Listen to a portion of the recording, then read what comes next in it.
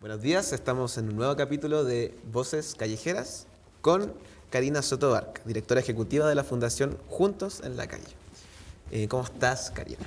Bien, ¿y tú? ¿Cómo estás? Súper bien, estamos acá en este proyecto de taller de invierno. ¿Qué te ha parecido el taller de invierno hasta ahora?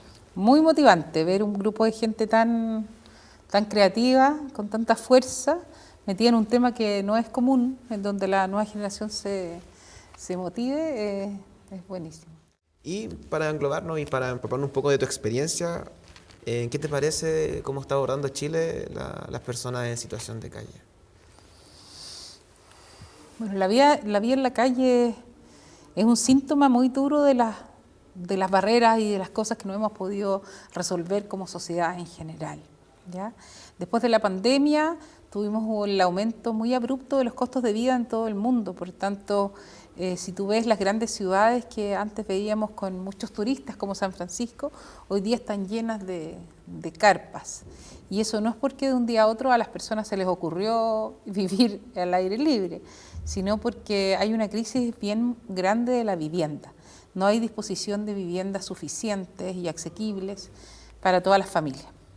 Y eso es una gran herida en las distintas sociedades y en Chile también. En Chile existen casi 2 millones de personas, 650.000 familias que no tienen acceso a una vivienda digna. Por tanto, este problema es parte del gran déficit de vivienda mundial. ¿Qué rol cumple la Fundación Juntos en la Calle de esta crisis que tú recién me mencionabas? Juntos en la Calle es una iniciativa que está anclada en la Corporación 3xI, que se dedica a la articulación y al encuentro entre distintos sectores de la sociedad, y en una alianza bien cercana con la CPC, que es el gremio del empresariado, con la comunidad de organizaciones solidarias, que es el gremio de la sociedad civil. ¿Ya? ¿Y qué es lo que hacemos nosotros?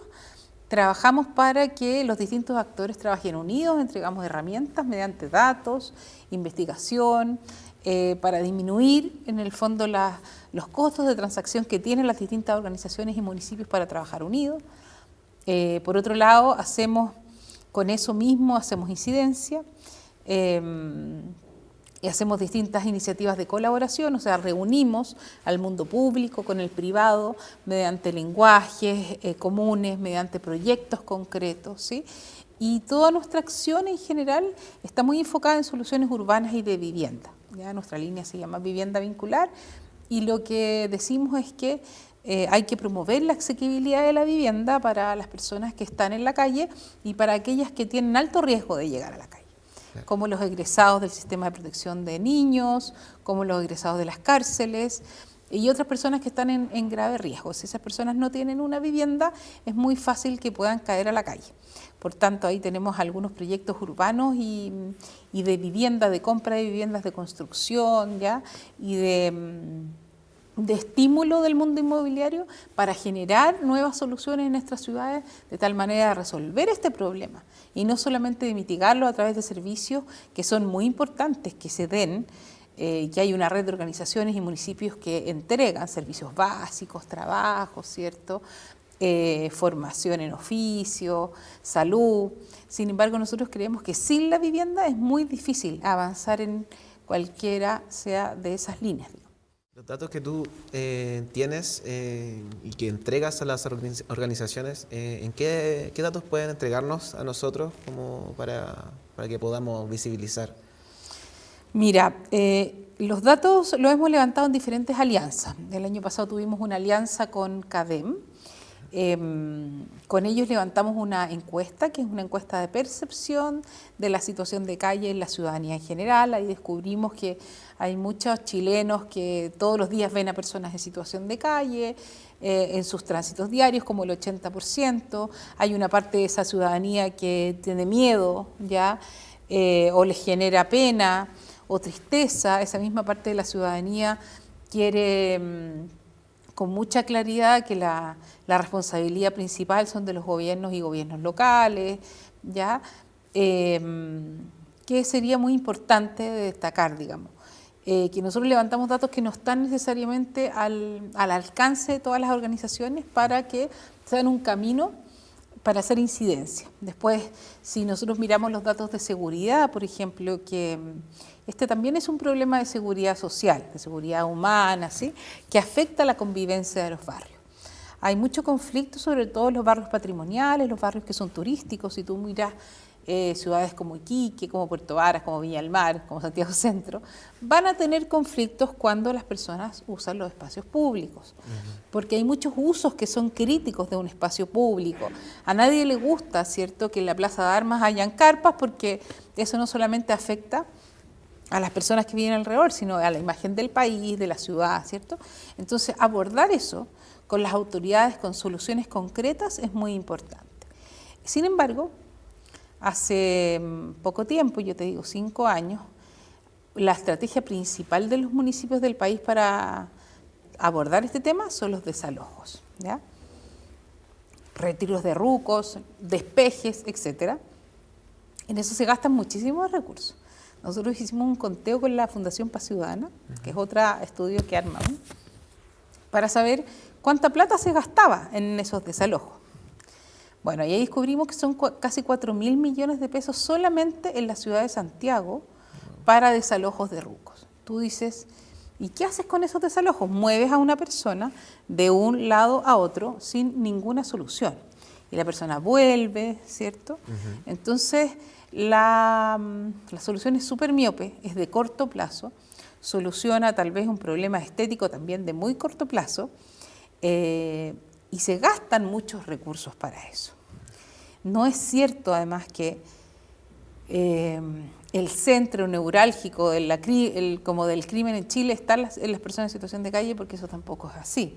Por tanto, es fundamental levantar estos datos para que otros actores, por ejemplo, los parlamentarios, las personas que trabajan en el Poder Ejecutivo, otras organizaciones que trabajan incluso para temas de seguridad y urbanos, vean que hay una acción súper organizada hacia un lugar que no nos está llevando a ninguna solución. Por tanto, Juntos en la Calle va visibilizando algunos datos que nos permitan conversar, aunar también posturas y poder buscar soluciones que visibilicen este problema como algo de largo plazo y también, obviamente, que resuelva el tema en conjunto con las autoridades y las personas.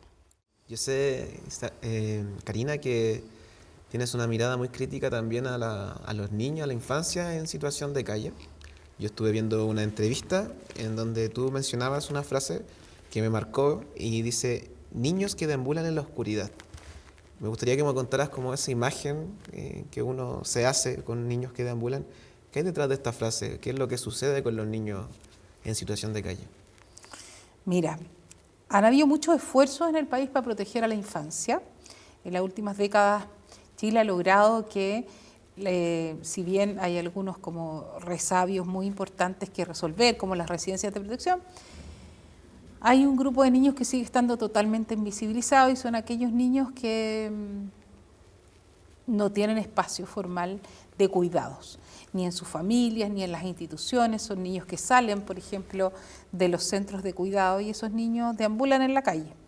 Muchos de ellos incluso pasan el día en la calle aunque tengan una casa, ¿ya?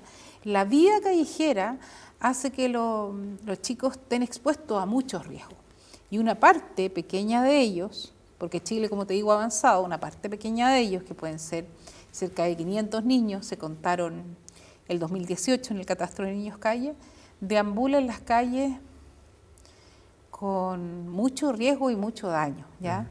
Son chicos que no necesariamente tienen una red de soporte familiar, que han pasado por muchas instituciones, que de todos lados los echan. O sea, van a un mall y los echan, van a un consultorio y los echan, van a pedir pega y los echan, porque no son mayores de edad, porque están muy asociados a delitos, aunque sean menores, y eso, aunque no sea así, digamos.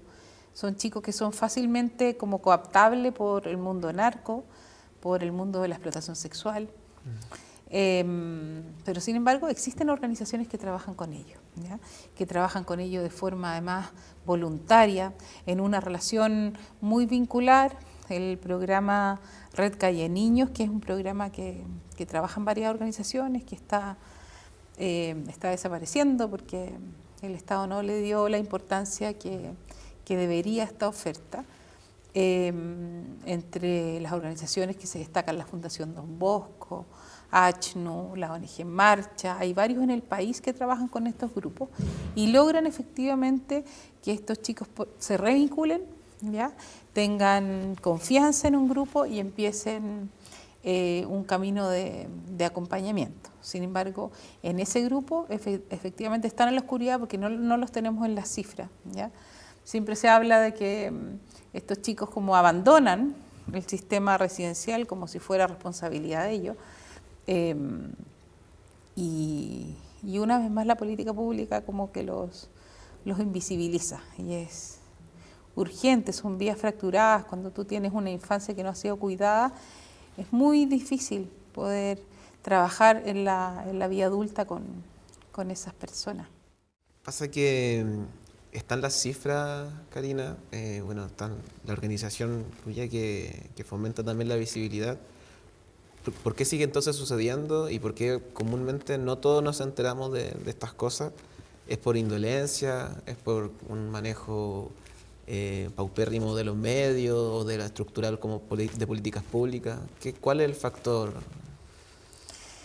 Mira, hay varios factores. Yo te podría explicar que en general los dolores de las sociedades los tendemos a esconder porque duelen. Lo mismo que tú tengas una herida en el cuerpo, ¿cierto? La solución innata de la humanidad va a ser primero taparlo, ¿ya? Porque no sé qué hacer con él. Entonces, más bien que buscar responsables directos, yo diría que, para ser bien como concreta, en los países que sí se ha avanzado en este tema, existen información actualizada y compartida sobre el problema. En Chile no tenemos eso, ¿ya?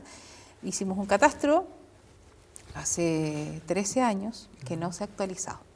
No tenemos una plataforma única donde todos los actores puedan entonces colaborar en un mismo territorio y decir que si tú estuviste ayer en una hospedería y hoy día llegas a otra, los equipos puedan compartir tu información y no tengas que de nuevo contarle toda la historia de tu vida a otra persona. Eso hace muy eficiente el sistema. Si yo comparto un poco de datos en los territorios, puedo hacerlo mejor, ¿ya? Por tanto, por un lado no tenemos data actualizada. Sí, las personas se incluyeron en el último censo y eso fue un gran logro y una gran alegría para toda la red, ¿cierto? Por otro lado, sobreviven en la sociedad prejuicios, ideas preconcebidas acerca de qué es o por qué has llegado a la calle, ¿ya? Muchas veces se culpabiliza a las personas que viven en la calle como si fuera su propia responsabilidad por su historia de vida y por sus decisiones. Y sin duda hay algo de eso, ¿cierto? Yo he llegado a una situación en mi vida porque he tomado algunas decisiones. Sin embargo, lo que no vemos muchas veces, sobre todo en los temas de pobreza, es que hay estructuras de organización de la sociedad que permiten, por ejemplo, que haya miles de personas hoy día viviendo en la calle, sin ninguna posibilidad de vivir en otro lado. Porque, claro, uno puede decir, puede haber un grupo de personas quizás que elige perderse un tiempo, quedarse como al margen, ¿cierto? Pero yo te puedo asegurar que la gran mayoría de esas personas no han elegido la calle. Ha sido como una consecuencia de no tener otro lugar. De hecho, el tema de las mujeres en calle es demasiado claro. Una mujer en el mundo, la gran masa, que son como el 80%, si tú miras todos los países, con excepción de la India, que tienen como una cultura, y un poco Japón, todos los países del mundo, la gran masa son hombres. Y eso tiene que ver con una conformación societaria en donde la mujer está a cargo del cuidado, y el cuidado significa la casa, ¿cierto? El vientre significa la casa. Por tanto, cuando una mujer llega a la calle, llega por agotamiento, porque ya pasó no sé cuántas separaciones, ya le quitaron no sé cuántos hijos, ya le vino una depresión no tratada, ya adquirió una enfermedad que no pudo ser tal vez controlada, ya tuvo tantos problemas de salud mental y además no la atendieron. Entonces, cuando tú ves una mujer debajo de un puente, tú puedes ver como su silueta, pero lo que no ves es su historia.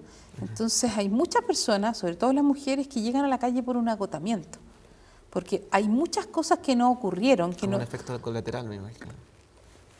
Claro, es como un efecto casi que tú lo podrías predecir, ¿ya? Porque una mujer, por ejemplo, que ha elegido salir de la vivienda donde está porque tiene problemas de violencia con su pareja y llevarse a sus hijos, hoy día no tiene ni un cupo asegurado para tener un techo. El destino, por ejemplo, en una ciudad como Santiago, que hay, porque en otras ciudades no hay, es ir a la hospedería del Hogar de Cristo por unos días. Después, ¿qué hace esa mujer? ¿Cómo busca trabajo? ¿Cómo, incluso si tuviera donde le cuidar a los hijos? ¿Ya? ¿Cómo arrienda si no tiene papeles o nunca ha trabajado? ¿No hay una medida de reinserción social como para ellas? El Servicio Nacional de la Mujer, el Ministerio de la Mujer ha trabajado en algunas líneas, pero su línea principal no es la vivienda. Entonces, vuelvo a decirte que las políticas sociales muchas veces dejan de lado una cosa muy básica, que es donde vivir, digamos. Entonces, la situación de calle aparece y luego los ponemos en una categoría casi inferior que están en situación de calle, pero la verdad es que esa persona tiene todas las herramientas. El otro ejemplo muy claro es que las personas migrantes que han tenido un gran empuje, incluso tú sabes que la migración puede durar incluso hasta 2 años para que lleguen a Chile, porque estamos un poco lejos. Esas personas han pasado muchas cosas hasta que llegan a Chile y la mayoría de ellas nunca estuvo en calle en sus países. Sin embargo, aquí, incluso teniendo dinero, no pueden arrendar, porque están sin papeles al día, porque no tienen las garantías, porque simplemente los dueños de los inmuebles no les arriendan. Entonces, hay un problema muy importante que tiene que ver con los prejuicios. Y justamente te iba a decir eso, como el prejuicio de los inmigrantes, con lo que tú dices, como que claro que tiene mucho sentido, que es un problema más estructural, más que de ellos mismos, como que no hay vivienda, no hay arriendo, no hay oportunidades, siendo que se reciben también acá. Como contarnos un poco también de eso, ¿cuál es tu posición de crítica? Mira, yo creo que todo prejuicio viene de un desconocimiento, viene de un miedo, ¿ya? Si uno dice, mira, esta persona, por ejemplo, es ladrona o me va a robar el trabajo. Eso viene de un medio y los medios están instalados muchos como desconocimiento. Es muy distinto cuando tú has tenido un acercamiento al problema, ¿ya? Por ejemplo, has conocido a alguien que se vino de algún país y ha hecho vida aquí, y has conocido como toda su historia y puedes empatizar, puedes mirarlo de frente. Eso tenemos poco y además que muchas veces los medios de comunicación alimentan la reflexión débil, muy débil. Los medios de comunicación te pasan como un titular y además te ponen el prejuicio en el titular, dice. El sensacionalismo, ¿no? Sí, pero además te venden una manera de entender la sociedad desde el titular, desde la crónica roja. Y eso deja fuera mucha humanidad, ¿cierto? Porque si bien la humanidad y la sociedad somos un conjunto de alertas y también de buenas noticias, es como si es que bueno, lo han dicho muchos filósofos de los últimos años, es como si la construcción de una sociedad del miedo financiara una muy grande industria de la seguridad, ¿ya? Entonces creemos que volvimos como a los tiempos incluso de la Inquisición, que los problemas se solucionan con policía, con cámaras, con encarcelamiento, con cárceles. Y eso yo le diría, oiga, póngase a leer la historia de la humanidad, esa solución la probamos hace tantos milenios y no resulta. Lo que termina siendo una sociedad llena de miedo, de gente polarizada, peleada entre sí. Ya las sociedades que son más avanzadas, que son comunidades pequeñas, ¿cierto? Donde los barrios están integrados, incluso si tú, en Chile hay muchas comunidades que funcionan así, las ciudades más chicas. ¿Por qué la situación de calle no existe en los medios rurales? Siempre parto yo con esta pregunta cuando me toca hablarles a alcaldes o algo así. Simplemente porque las comunidades pequeñas se organizan de manera más justa. En los problemas de los urbanos, la situación de calle también es consecuencia de estas megaciudades que quieren juntar a muchas personas, que se supone que van a tener mucho desarrollo, pero eso no siempre resulta, porque las ciudades están llenas de problemas, contaminación, ¿cierto?